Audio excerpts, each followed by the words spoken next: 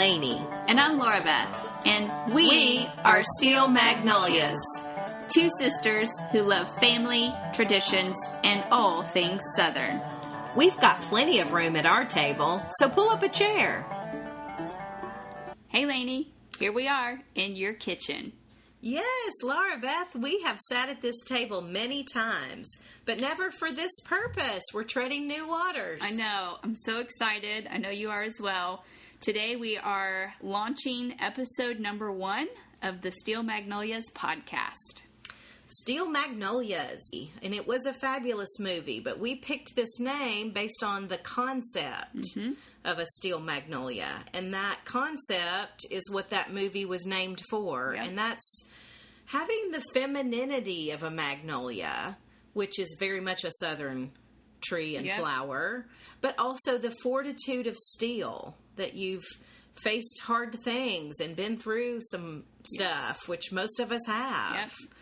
So just having that balance of Southern grace and courage in adversity. Yeah. And that can go for men or women. That's so true. Yeah. So we loved the name. We love it where it doesn't get used a lot, but we're bringing it back. So we are excited to have you join us. Now we know, state the obvious, probably the first group of listeners we will have on this podcast will be friends of ours and, of course, our mom and dad. That's right. But we wanted to make sure that our listeners know we're sisters, first and foremost. We love to hang out with one another, but what makes us interested in this topic? Well, we're native Southerners, native Tennesseans, and native Nashvillians.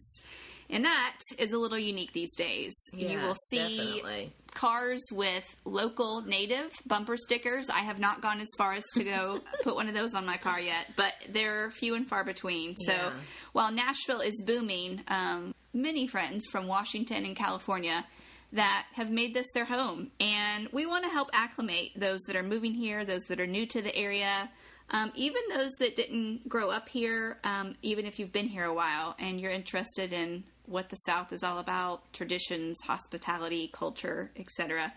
We love all things Southern. Yeah, we want to help give you the lay of the land. And we care a lot about preserving good family values and traditions. And, you know, nowadays it's pretty rare for there to be several generations all living close by in the same city. And we don't even have several generations here in our city, but we care about these preserving things. And one way that we're going to be intentional about preservation is through this podcast. Well, we mentioned we were at the kitchen table, but I do mean literally. We're at my kitchen table. And Laura Beth, thank you for bringing an appetizer. Well, if you don't know what to bring to a gathering, even if it's just over at your sister's house, the safest bet would be pimento cheese. Oh, yeah.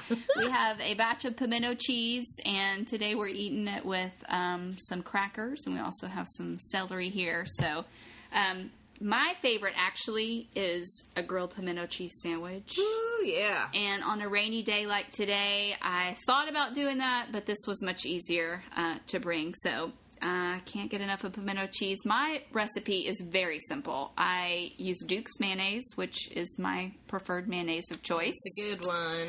And, of course, pimentos. I shred my cheese. Yes, that's a very important step. Don't buy already shredded cheese. Do not. You have to shred your own cheese. So buy the block of cheese, shred it right before you're ready to make it.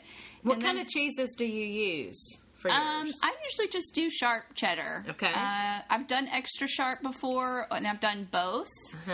But if I'm going to just do a small batch and just be doing one kind of cheese, I usually do sharp. Okay. What do you do? You've probably got some varieties. I like the extra sharp and sharp mix. Okay. So that's just my preference. Yeah. And I'm also a texture person. So one thing I like to do, if I have it, is to roast some pecans and put in there. It's a little different, but I started the first time I made that.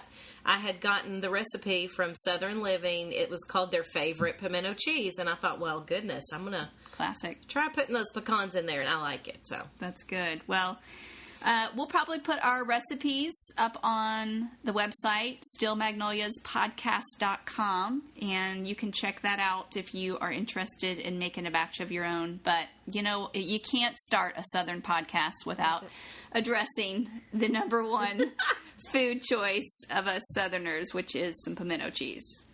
Also, I know we have had friends and family out in California that couldn't find pimento cheese anywhere. So if we've got any West Coast listeners, we'll have to...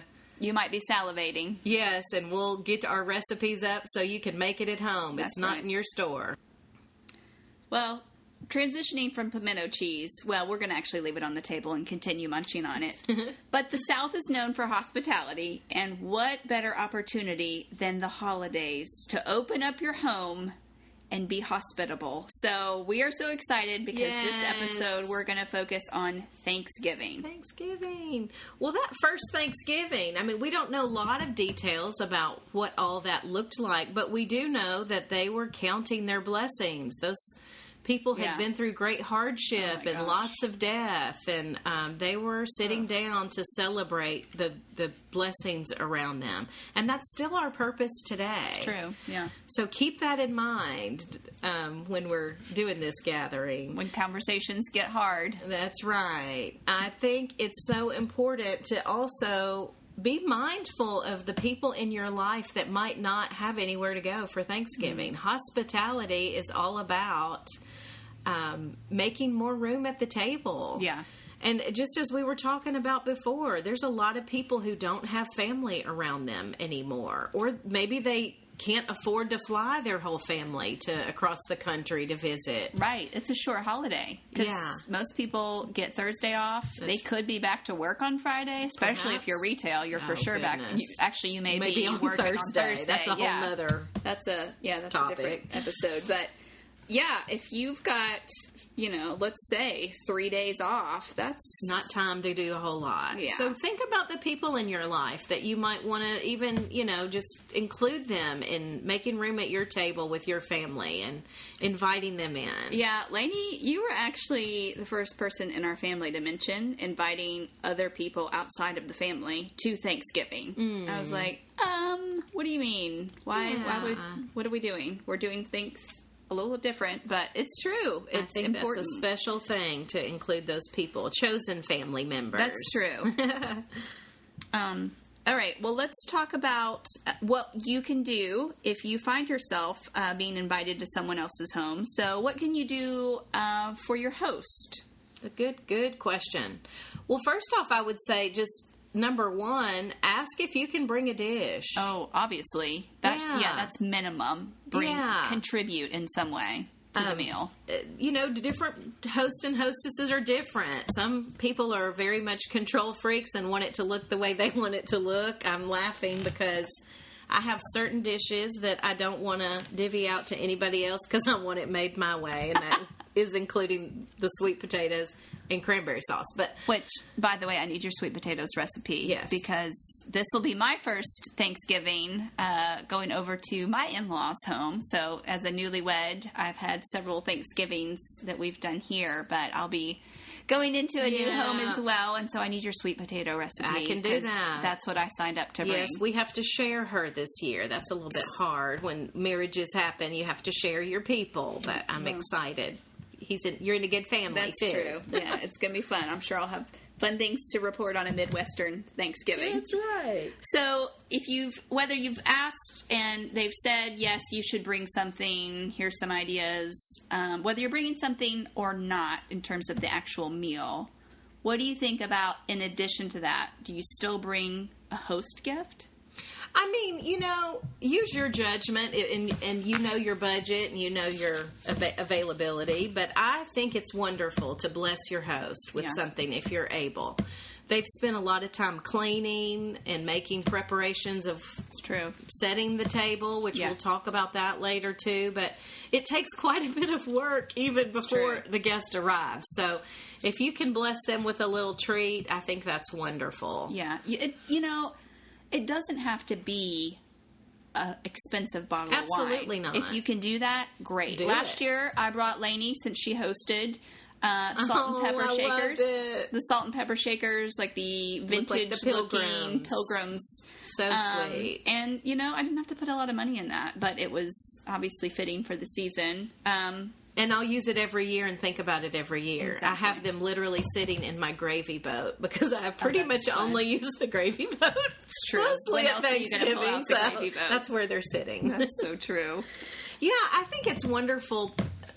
If this is somebody's home you're in often and you've noticed something they don't have, that's a great thing to Thoughtful. bring. Yeah. I have a funny story of going to a friend's house with a bottle of wine one time. She wasn't much of a wine drinker. Did not have a corkscrew. Oh my gosh, I know who you're talking about. So the next time I went to her house, that was my hostess gift, was a corkscrew. That's Maybe awesome. that was actually for me, since she doesn't drink a lot of wine. But awesome. I figured that would be a good thing for her kitchen to have. Well, and when you bring something that's intended to be a host gift, don't expect them to use it as part of the meal. So, That's for right. instance, if you're bringing wine, you might think it goes great with the meal, but they might have something else planned, or That's right. they might want to save that for themselves. I mean, if it's a gift for them, then they It's for should be them. able to use They may open it, but the they may gift not. when they want to. That's right. So don't exactly set it out and start opening it. That might not be their intention. That's right. there, And so. one thing I would also add that's very important is you don't want to add to the to-do list of your host or hostess. So true. So he or she is going to be pretty busy with cooking, especially when cooking things have to be timed for heating purposes and things. So if you're going to bring flowers, which is a wonderful gift to bring a hostess, they need to already be in a vase or in a little pot. Yes. Something, because if you come in and now she's in the middle of frying something and she's got to find a Cut vase. stems, no. Hard. The That's sink is full not enough. really a blessing. Yeah. You want to bless her or him. So bring that thing ready to Agree. be set on the table. Agree.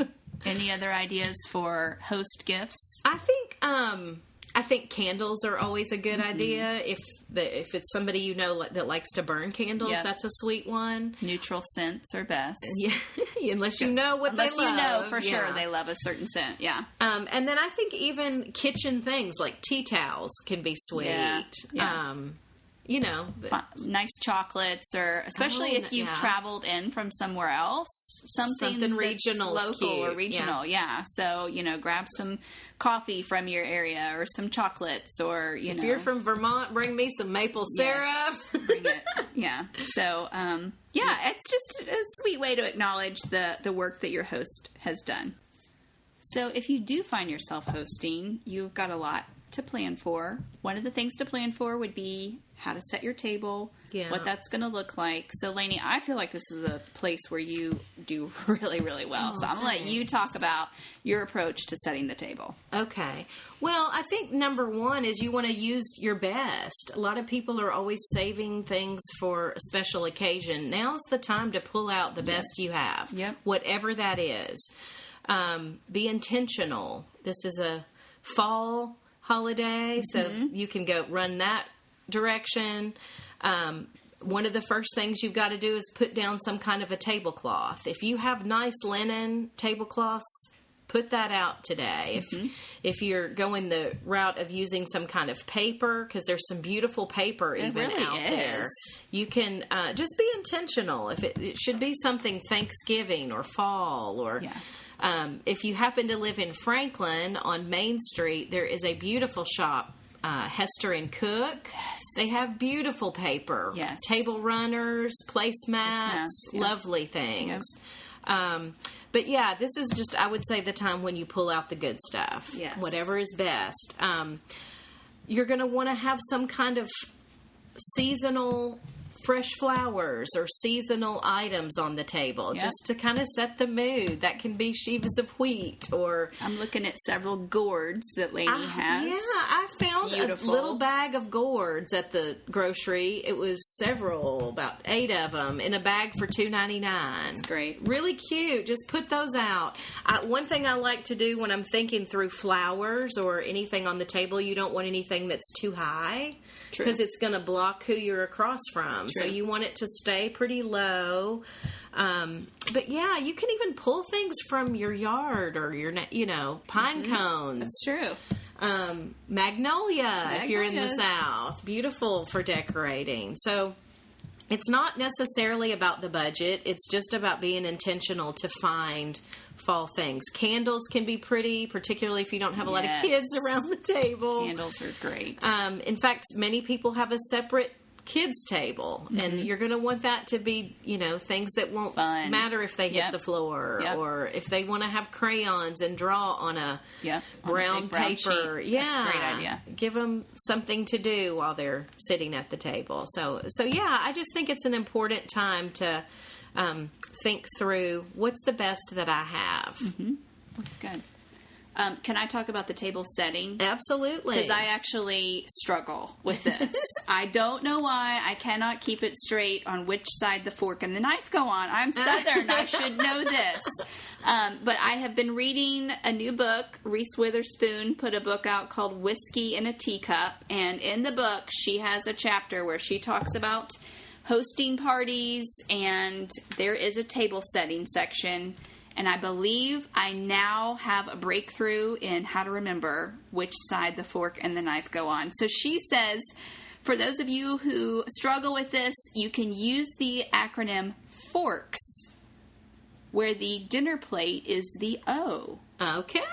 So fork, O for plate, knife for knife, spoon. And then she concludes and says, yes, I know that spells FOKS. Just go with it. It's close enough to the word forks.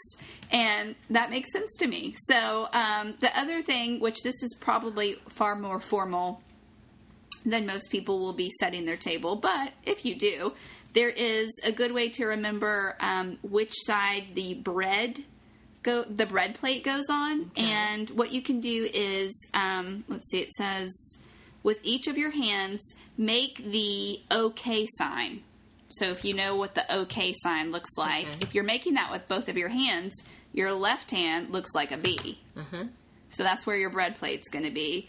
And your right hand looks like a lowercase d for drink. So that's how you can distinguish that. So that really helped me. That's wonderful. Actually, that Whiskey in a Teacup book is precious. I'll probably be mentioning other things from that book because it's talks about what growing up in the South taught me about life, love, and baking biscuits. So, how cute. Very good book. Yeah. Reese is a proud Southerner. She is. Now, she had a pretty privileged, I think, upbringing. With she was a Harpeth Hall girl and probably had lots of lovely dishes to pull out at Thanksgiving. But yeah, my whole point was just pull out the best you have. If you have heirloom linens and dishes, now, today, that would be the day to use it, is Thanksgiving. So, silver, if you have silver that you're able to pull out, do it. Yeah. Life is short. Enjoy those pretty dishes. The silver.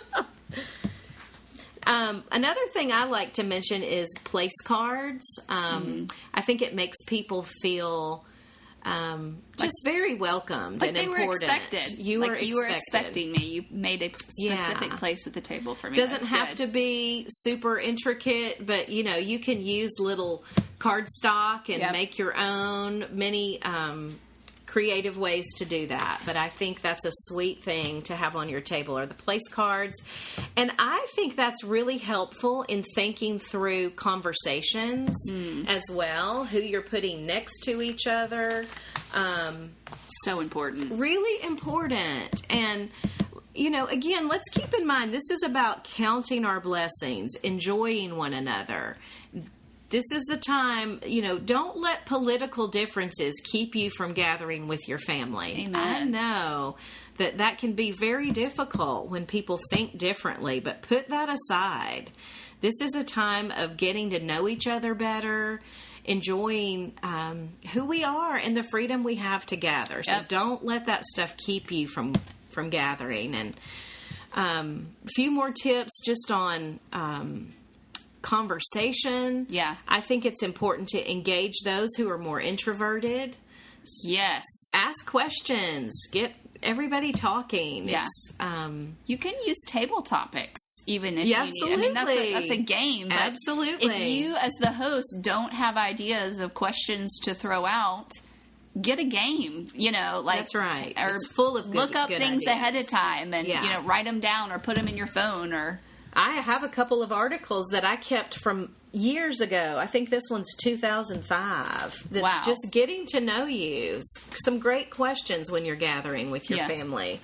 So engage each person that's there. With those place cards, you may even want to put the oldest person next to the youngest person, so they're hearing the stories from their great aunt. That's a great idea. I think be intentional with that too. And one story that comes to mind for me, I loved seeing this in action. I went to visit some good friends, the Gilbreths, down in the Birmingham area, and they have 2 daughters, and we gathered for a meal. One thing I noticed was no cell phones were allowed at the table. I think that's a great rule.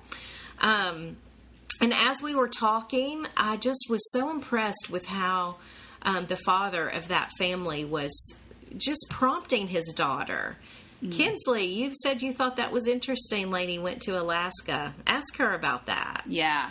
Getting them socialized. She doesn't know how to do that yet. Yes, so just good. Prompting her with that. And I think it's wonderful to really get your children used to conversing with adults. That's so important. Yeah. So good. Good tips. Yeah.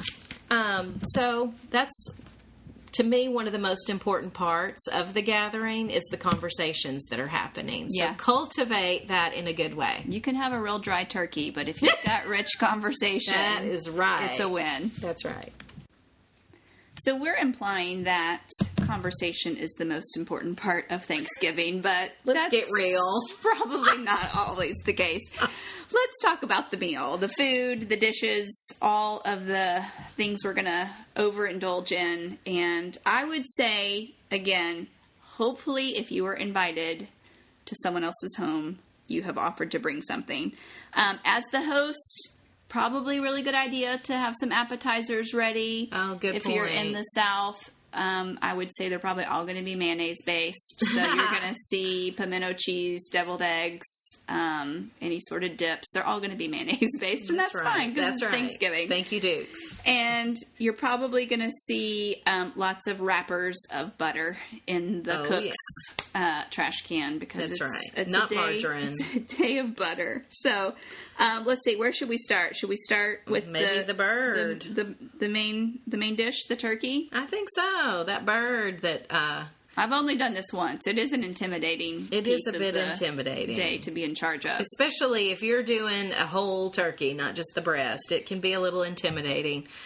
I learned a few years ago though that brine really does make a difference. Yeah. I think that whole concept of just the salt causes it to hold the juice. I got tickled thinking about when I go to the movies and eat popcorn that next morning. I always feel so bloated, and I'm like, that's the whole concept with the turkey. That is. So I've never done a dry brine. I've heard of a dry brine of just rubbing the salt, but I've only done an actual liquid brine. Okay. So you have a recipe you follow? I have a great recipe. It comes from the Pioneer Woman. She's got my favorite turkey brine recipe, and it is salt water, but it's also got apple cider as the base and some other wonderful things, orange peel and peppercorns and brown sugar. It's good. And so all of that kind of gets in that turkey before you ever cook it. We'll put that on the website. People might want to look into that. Yeah, so that's one way to make sure it's juicy. I have only ever roasted a turkey. I've never done this frying or smoking. Sounds amazing.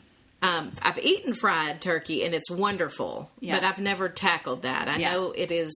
Be careful if you are going to do that. Make sure there are fires. So just be careful that your fryer is in a safe place and you're watching it. Yeah. But smoking has become really popular with turkeys as well. The green egg. All those. Yeah, egg users. I know you swear by that. We may try smoking it this year, but still thinking on that. Wait on me. Wait till I'm back next year. Okay. Another thing that goes along with that turkey is the gravy. And if this is your first year, ever cooking a whole turkey, one funny thing I want to tell you is make sure you reach inside that bird. Get those giblets out. And get those giblets out. It'll be in a bag, and you're actually going to want that for making your gravy. Yeah. But don't roast it with that inside because it's in a plastic bag, and I don't know what that would look like. I don't know what would happen. I'm sure we've got listeners that do. But anyhow, gravy needs from scratch. That's one of the things I think is really important from scratch is actually making that with. You're going to even want to cook those parts, and it can make good gravy. But that's an important piece. And now, do we? Well, I know the answer to this, but do we stuff the what would be referred to as the dressing into the bird, or do we leave that out? I have never stuffed it inside. I think it's pretty in the pictures, but I have never done that. You know, it's the South. We got lots of casserole dishes. That's true. Ours was always in a casserole dish. In fact, I was wondering, is that where we get dressing versus stuffing? In the South, I've always heard dressing. Right. I know some people say stuffing, and it had to, probably come from that, putting it in the inside. I would think so. I don't know. But yes, in the South, we usually say dressing, cornbread dressing. Yeah. And it is from cornbread, but also can be from other breads. That's for right. Biscuits for the week.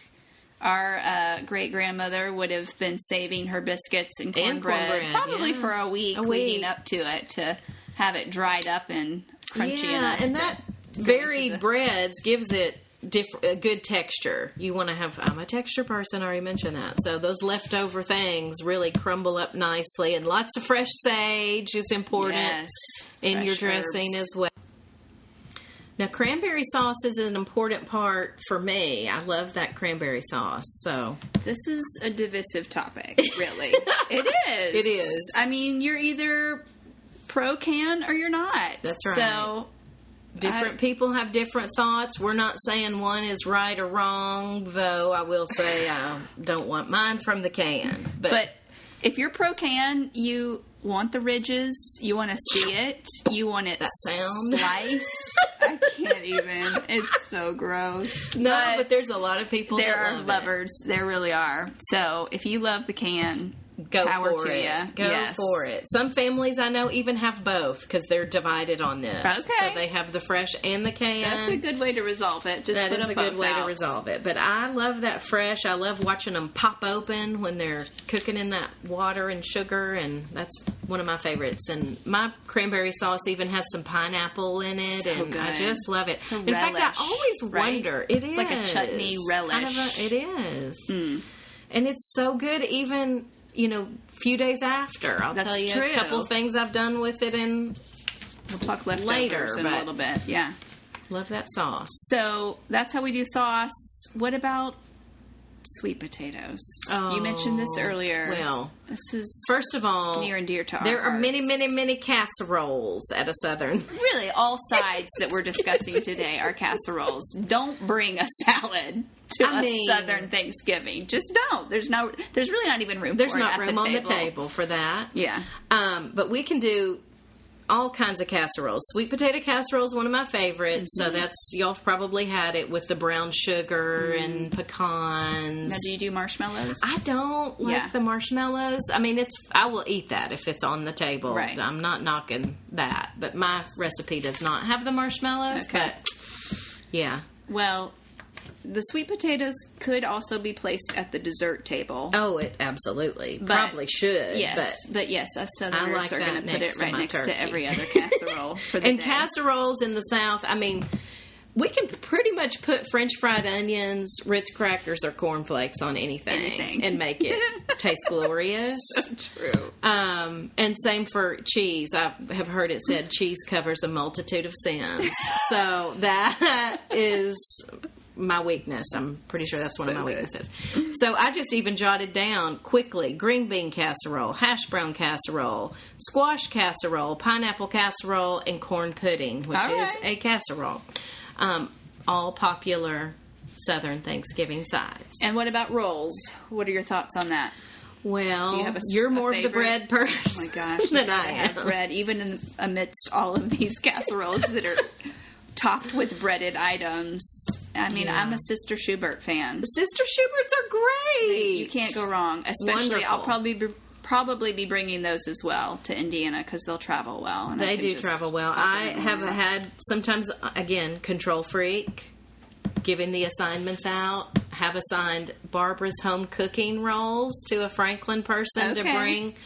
They make glorious Pick rolls. Those up. They probably are close to being I'd say sold you out. Probably can't do that at this Probably have to. Yeah. By the time this airs, a week out, but probably. yeah, they make wonderful rolls. So, homemade can be great if you know how to make that yeast rise, and that's hard. You just want to make sure you know what you're doing. Don't try that for the first time on Thanksgiving Day. True. Just go with somebody that's done it before, like Sister Schubert.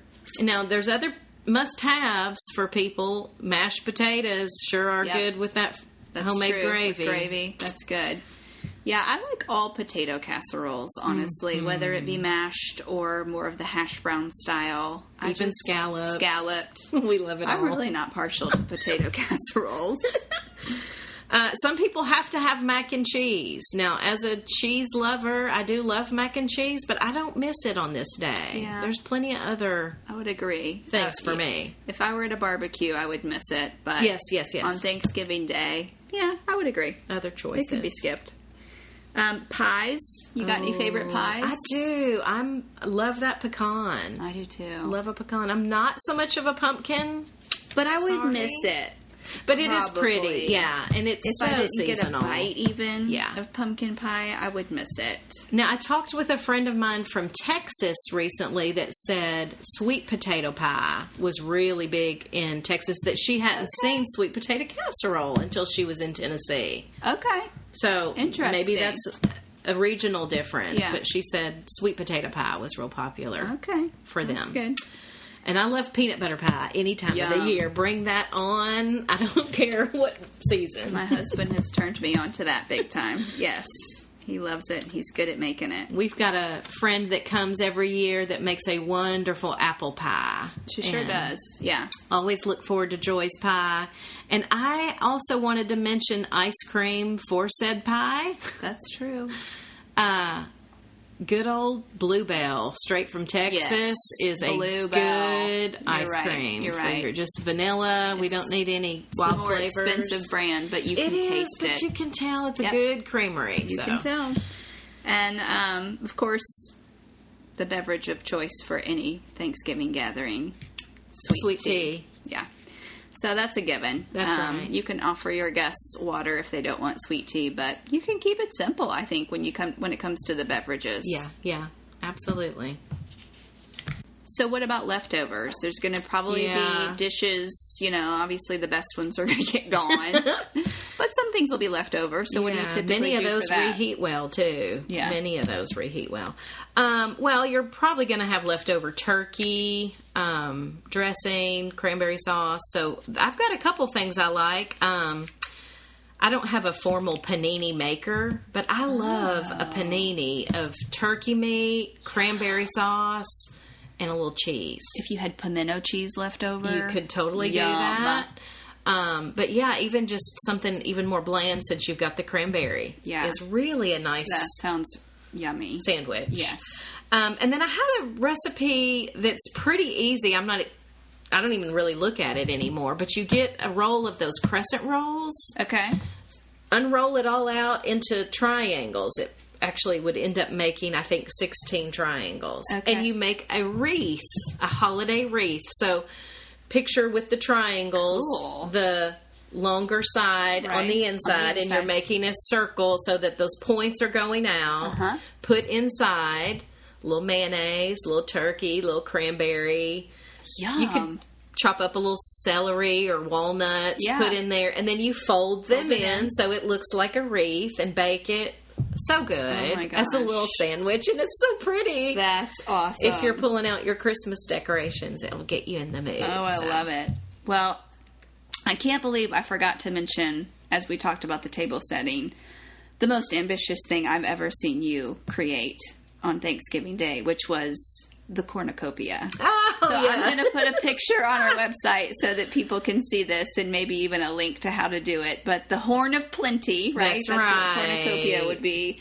was handmade one year that Lainie did. And was it all just crescent? From dough? Just dough, yeah. Yeah, that when you said crescent for your leftover dish, that's what so you just roll that out. Yeah. Oh, it's so pretty. It was really pretty for the table. So if you find yourself with any amount of extra time on your hands, which not many people do, but if you do, check out the cornucopia on our website at Steel Magnolias Podcast. Well, I think that's going to do it for this episode. We are excited for the season of the holidays that we're coming into with Thanksgiving and Christmas. Yes. We've got a lot on our heart, a lot of passions and exciting things we want to talk about. So we hope that you'll join us each week right here on the Steel Magnolias Podcast. Yes, count those blessings. Yes, happy Thanksgiving. Happy Thanksgiving. Hey, I want to give a shout out to my friend Rob Ikes, who did our music for the intro. He is a Grammy Award-winning dobro player. Also plays a gorgeous steel guitar. But he is on tour right now. It's Rob Ikes and Trey Hensley. His name is spelled unusual. It's Ickes. So it's robandtrey.com. You can find out more on where they're playing. They're touring now. Just hit Virginia and Asheville, North Carolina. We'll be coming to the Station Inn in January, as well as hitting Galveston, Baton Rouge, Gulfport. We'll keep you posted on some of those dates in the future as well.